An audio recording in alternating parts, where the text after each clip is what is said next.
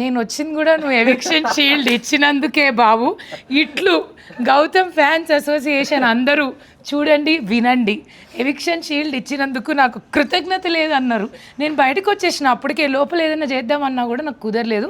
So ఇప్పుడు నాకు కృతజ్ఞత తీర్చుకుంటున్నా, ఇంకా నీకు నాకు సంబంధం లేదు. ఓకే, నువ్వు ఇచ్చినావు, నేను చేస్తున్నా ఇంటర్వ్యూ. సంబంధం లేదంటే నేను ఇంటర్వ్యూలు చేస్తుంటా, నువ్వు సినిమాలు చేస్తుంటే నేను సినిమాలు చేయొద్దా? కలిసి యాక్ట్ చేద్దాం.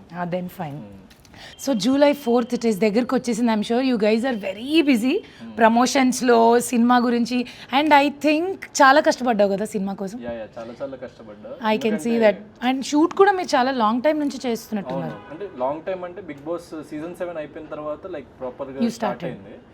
సో టైం పట్టడం అంటే ఆబ్వియస్లీ చిన్న సినిమాకి తెలిసిన కష్టాలు అవన్నీ ఉంటాయి. సో అవన్నీ గో త్రూ అయ్యి చాలా మంచి ప్రోడక్ట్తో వచ్చినాము. ఏం కష్టాలు అవి? మిడిల్ క్లాస్ కష్టాలేనా ట్రైలర్లో చెప్పినట్టు?